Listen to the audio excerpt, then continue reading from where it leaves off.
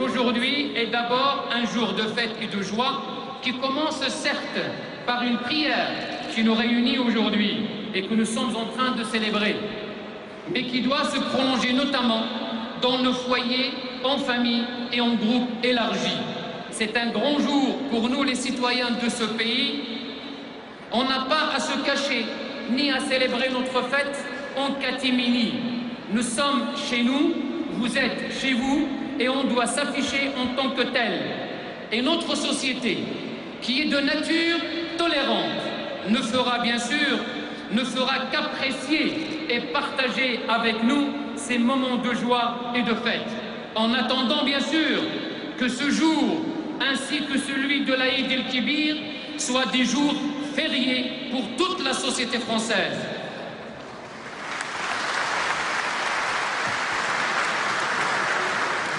Salam alaikum, Aïd Mabrouk. Monsieur le recteur, cher Ammar Lasfar, avec qui nous travaillons tant. Mesdames et messieurs... Printemps 2008, la France ne parle que du pays des ch'tis. Un film qui bat tous les records d'entrée et un palais de justice, celui de Lille, où l'on annule un mariage pour cause de tromperie sur la virginité de l'épouse. Lille, où une piscine municipale réserve à des femmes des horaires non mixtes pour se protéger du regard des hommes. Lille, où au lycée Faidherbe en 1994, la question du voile islamique à l'école surgit sur nos écrans. Les Français découvrent que des lycéennes françaises portent le foulard et constatent les uns stupéfaits, les autres scandalisés, qu'exclus de leur établissement, elles manifestent au nom du respect de leur liberté.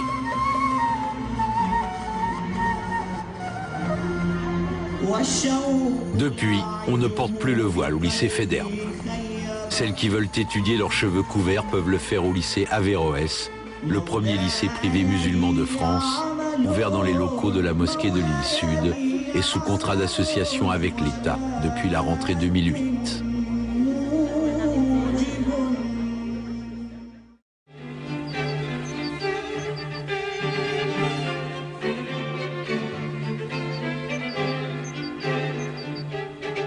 Pourquoi est-ce que vous ne voulez pas qu'ils soient incinérés? Parce que pour eux, il était musulman et que dans la religion musulmane, l'incinération est interdite. Et votre père, il était musulman? Non. Il avait été élevé dans la religion musulmane. Il avait respecté ses parents pour ça. Mais le jour où il a eu son droit de décision, il a décidé de ne pas croire. L'affaire Bergame, c'est quoi? C'est 3 enfants qui décident de respecter les dernières volontés de leur père pour qu'il soit procédé à une crémation et non à un enterrement au carré musulman et une inhumation. Bon. Vous pensez bien d'abord que la volonté de ces enfants, c'est de respecter la dernière volonté de leur père. C'est absolument pas de disposer de son corps simplement dans un but personnel. C'est respecter la dernière volonté de cet homme. C'est le seul combat qu'ils ont mené. De l'autre côté, le combat mené par celle qui est totalement ignorée des enfants, qui est en instance de divorce. Ils sont séparés depuis 2003. Je rappelle que cet homme décède en 2005. Et de dire non, non, pas du tout, même si je le vois pas, même si je suis séparé de lui, quoi qu'il arrive, je veux, en qualité d'épouse, même si je suis séparé, même si je suis en instance de divorce, pouvoir, moi, organiser ces funérailles conformément à la tradition, à l'usage et à la religion musulmane. Bon.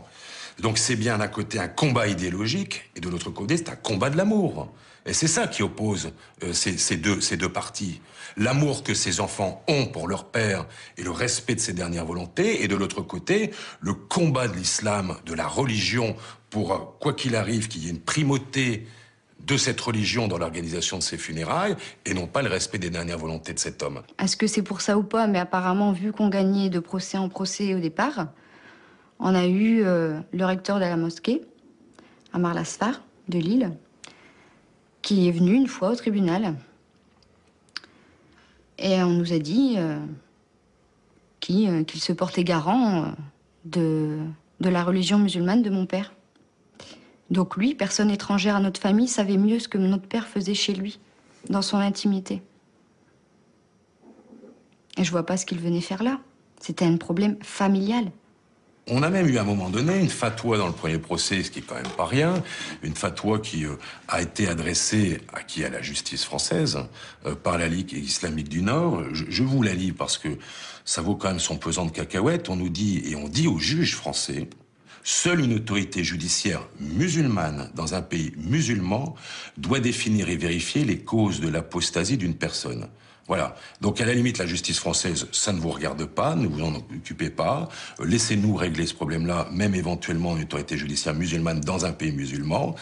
Cette fatwa, c'est une fatwa, c'est un avis religieux qui est ici, qui a été adressé à un moment crucial de la procédure, puisqu'il a été adressé juste avant que ce dossier soit plaidé à la cour d'appel de Douai, en disant au juge douaisien: laissez tomber, ça vous regarde pas, ne vous occupez pas de ça. On gagne à Lille, on gagne à Douai, et on perd à la Cour de cassation sur un motif qui, maintenant, fait jurisprudence. Voilà, vous êtes né musulman, vous devez mourir musulman, vous serez enterré comme un musulman, peu importe vos croyances. C'est maintenant dans la jurisprudence française. La justice a tranché. Amar Bergam a été enterré au cimetière de Lille le 19 juin 2005. Premier événement, la justice, qui est censée être impartiale. Deuxième intervenant, la mairie. Pourquoi la mairie de Lille, alors que nous avions eu gain de cause, que l'ordonnance du tribunal nous donnait tout droit, même en attendant que ceux-ci fassent appel, tout droit d'ordonner ce que nous avions décidé, a osé mettre un veto à l'incinération de notre père. L'incinération aurait eu lieu si elle n'avait pas mis son veto. Elle a été à l'encontre d'une décision de justice. Pourquoi? Pourquoi ont-ils eu plus gain de cause à leurs yeux que nous? Et qui est-elle pour décider? Et pourquoi est-elle intervenue? Vous avez une idée là-dessus? Nous sommes que 3. Amar Lasfar, je sais très bien le poids qu'il a. Ils sont plusieurs. Nous sommes 3. 3 enfants, c'est tout. Ça veut tout dire. On n'a pas le même poids électoral.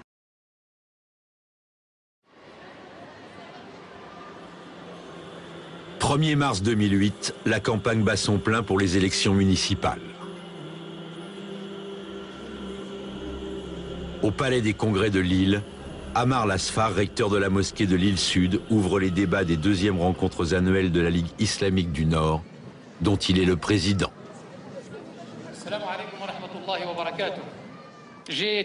Personnalité incontournable de l'islam et de la vie politique du Nord-Pas-de-Calais, il a 1 an auparavant créé la polémique en appelant à un vote musulman à l'occasion des élections législatives.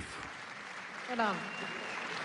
Mesdames et messieurs, chers amis, je voudrais simplement, en tant que maire de Lille, vous dire le plaisir de vous accueillir ici pour cette 2e rencontre annuelle des musulmans du Nord. C'était à Roubaix l'année dernière, c'est aujourd'hui à Lille. Et je vous souhaite bien sûr la bienvenue dans ce grand palais.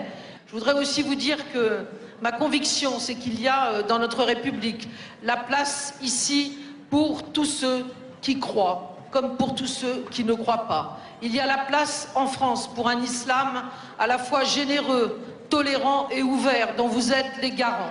Et c'est pour cela que je me réjouis de votre présence ici à Lille. Je n'en dirai pas plus parce qu'il y a ensuite un débat démocratique et je salue la Ligue islamique du Nord qui a bien voulu organiser ces journées. Merci encore et bienvenue à Lille. Merci Madame le maire. Ce que j'ai dans ma ville, c'est que certains nous disent oh là là, 6 quartiers sur 10 en zone franche, 35% de maghrébins, eh ben c'est génial. Moi je m'emmerde dans des villes où on est tous pareils. Voilà.